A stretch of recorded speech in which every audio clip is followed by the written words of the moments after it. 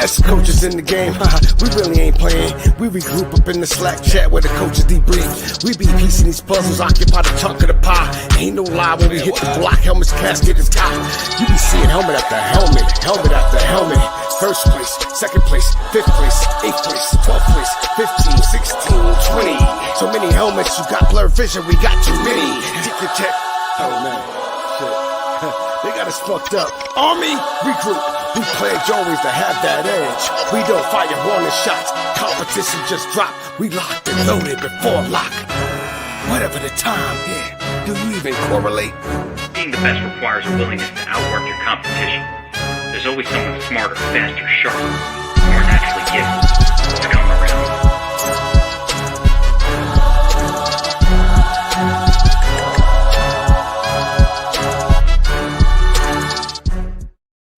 What is up? What is up? What is up, everybody? It's your boy DFS Up North, aka Josh Thomas, here with a brand new DFS Army PGA Fore Thoughts for the Open Championship. It is the last major of the season. I'm so excited. I love this course. I love the Open. What's better than getting up and having a cup of coffee? Half your golfers are already dead. It's great. It's fantastic. I love it. Like, seriously, this is my favorite week of the year. I talk about the Masters being my favorite, but really this one probably holds it near and dear to my heart. And maybe even the best part about this week is that I can do showdown content at like 2 p.m. and not 10:30 at night. And I can actually like go to bed at a decent hour. It's great. So yeah, there's really nothing better than Open Championship week. Golf in the morning. It's fantastic. I love the way that golf is played over here. And we're gonna get into that here in a second. Maybe you're watching this because you're bored today. It's Monday, and there is no DFS going on. It's crazy. So I welcome you. And again, if you are not a DFS Army VIP, use that code Up North for 10% off a VIP membership or a Core 4 membership. If you are not with us, you are missing out, and I tell you why. Look at these boys winning last week. My boy Schmad, $600. Like, guys, I feel like everybody was just this close, myself included. I had a 10th place finish or an 11th place finish in a GPP. Felt like everybody was close, but Schmad got her done. $600. Nice little day for him. Kenny G crushing up for $3K in that big contest. Like, are you kidding me, Kenny G? Great lineup. Really benefited from Lukey Glove going nutso. And then my boy Kanger getting it done for a solid G. Really would probably send terrible things to Aaron Wise right now just because of how poorly he played for him down the stretch, especially considering how good the rest of his lineup was. But that's that. So yeah, if you want to be a part of this, use that code Up North, and that'll get you 10% off the PGA or the Core 4 for life, and you can get some nice wins heading into a big week like these guys. But let's talk about it. We got the Open Championship this week, all right? And this is obviously on a course rotation, and we return to a course that we haven't played since 2011. It is Royal St. George's. All right. Darren Clark won here in 2011. I believe it was 2003 the time they played before that, and that was Ben Curtis. So kind of two off the wall deep shot names.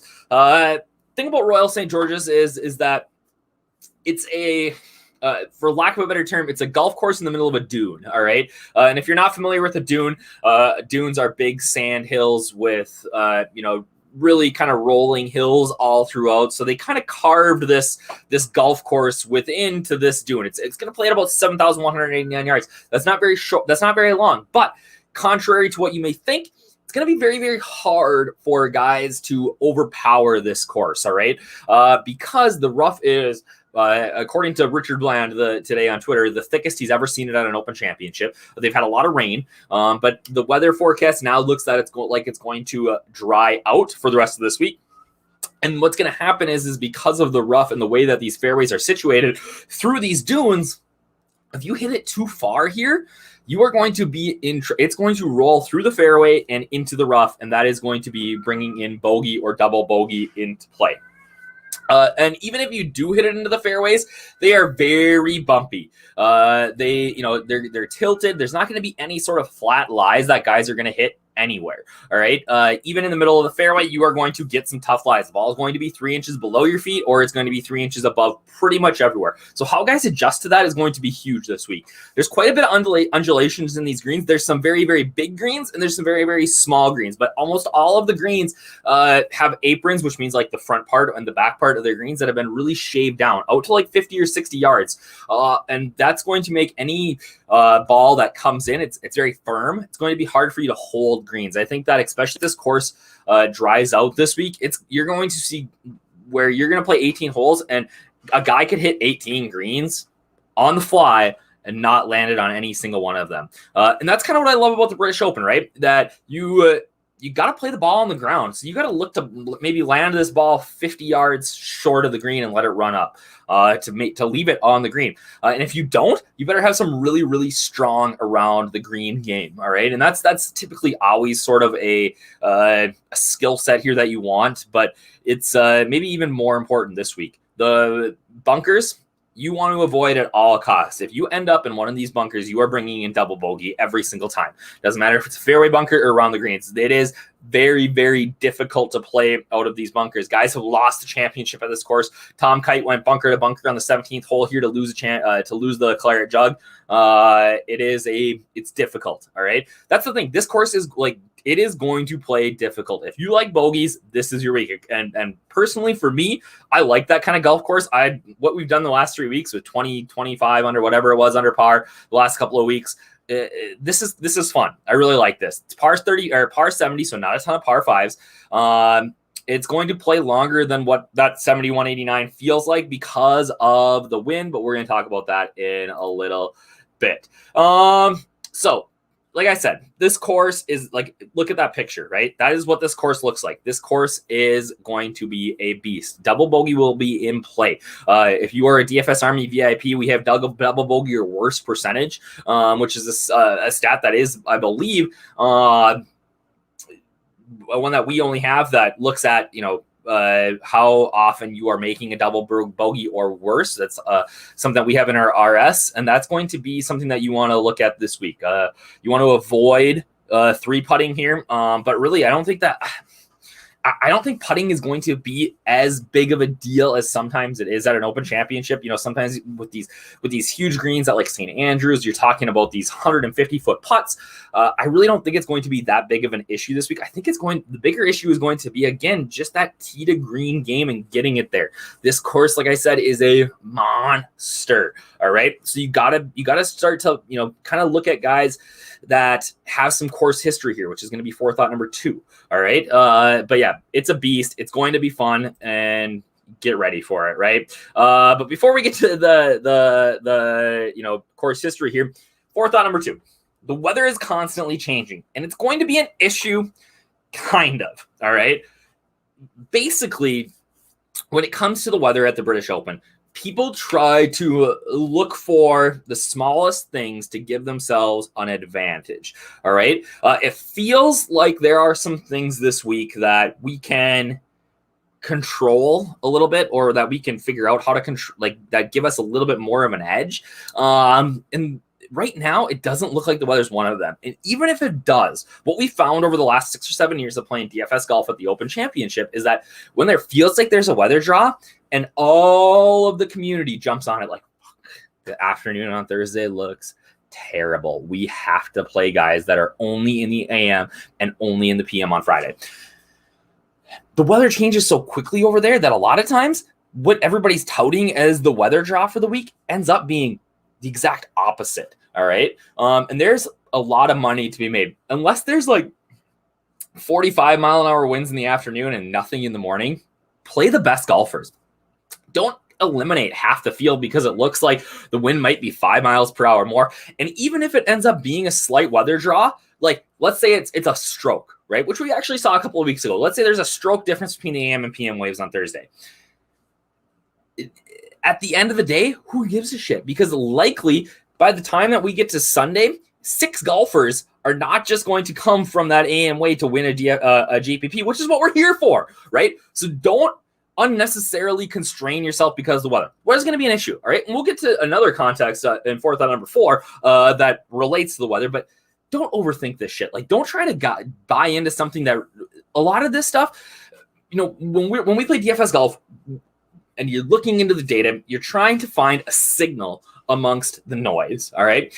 And a lot of times we mistake the noise as a signal that, okay, this is what we have to focus on this week. And that signal that we're looking, like, we miss the signal. All right. And that leads us to making poor decisions with our lineups. All right. So, like, pay attention to the weather. But right now, everybody's going to have to deal with it. Doesn't look like it's going to be a huge issue. All right. What up, Eric? Good to see you. All right. So, like I said, backsies. Let me get back to that. Don't fall for the BS. That's Fore Thought number 2. We're going to get there. All right. So, Open Championship history is real. I am going to be focusing a lot of my lineups this week on guys who have played here before. It's not to say that guys who are debuting at the Open Championship can't play well. We've seen it in the past, but this, I always go back. I don't know if you guys watch like the what is it? Stories of a Champion on Netflix. I think it's on there. It might be on Amazon now, of a champion golfer. Tiger talks about how it took him a while to really understand how to play the Open Championship and to appreciate this type of golf, right? So this type of golf, and what he means by that is much of what we play in the United States is very much driver, wedge. If you miss the green, give me my lob wedge, putt, par, right? That is, it's very, very, very similar every single week. All right.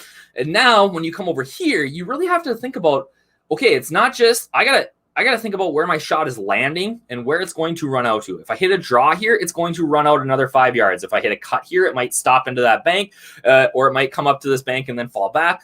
Like, with all the undulations and how much you have to play the ball on the ground, there is, I really do. I hate to say it that there's an experience factor here, but there is. And we look at the guys who have gained the most strokes gained over the last 5 years at the Open Championship. You got guys who, again, are veterans of this event. Jordan Spieth, Henrik Stenson, Zach Johnson, Justin Rose, Rory McIlroy, and interestingly, guy who's playing terrible right now, but I'm intrigued by Tony Finau. But yeah, I really think that you need to look at guys who have some history playing the Open Championship or have history playing in these type of events, right? Whether it's the Scottish Open, the Dunhill Links, the Irish Open, or even just playing on the European Tour, I think gives guys a little bit of a bump. It is a different type of golf, and some guys excel and some guys tend to struggle with it. All right. So I am going to give maybe a little bit more credence than I usually do to Open Championship history. And now kind of going back to number 2, but Fore Thought number 4 is don't fall for the bullshit. All right. This is, again, it goes back to that signal and the noise, right? We spend a lot, like I've already seen it on Twitter this week, drives me bonkers that people key in on things like apex height. All right. So if you don't know what apex height is how high you hit the ball on average in the air. All right. So if we look at this list of guys who are at the top of the PGA Tour in apex height, you have somebody like Rory McIlroy, 135 feet, 11 inches in the air on average. Phil Mickelson, 135.5. Ricky Fowler, interestingly, 125.4. But these guys who, are arguably hit the ball a very, very long ways. DJ's 10th. I think Bryson's 15th. They hit the ball high in the air. And we get this idea that, okay, Rory hits it really high in the air. We look at this wind forecast for the week, and oh my gosh, 26 mile. Actually, this is picked up since I made this graphic. But, we're looking at 25, 30 mile an hour gusts. If he hits it high in the air, what's going to happen? You know what's going to happen? Rory's going to hit it lower in the air. Like, the guy's a freaking former number 1 golfer in the world. He's got multiple majors. You don't think he can hit it under 100 feet in the air? Like, it's such garbage. Quit touting that. Like, drives me insane that, and people buy into this shit. Like, they read it. Oh, you can't hit this guy. This guy hits it too high in the air. You can't. Rory's got 3 top 5s in his last 4 appearances at the British Open. You don't think he hits it low? Like, drives me insane. You know why Rory hits it 135.11 in the air? Because he hits it a mile. All right. If you hit it further, you're going to hit it higher in the air because that's how far the ball has to travel. Drives me insane. Don't fall for this crap. All right. This is people who just don't understand, like, how to, like, they again, I'm not faulting anybody for falling into this apex.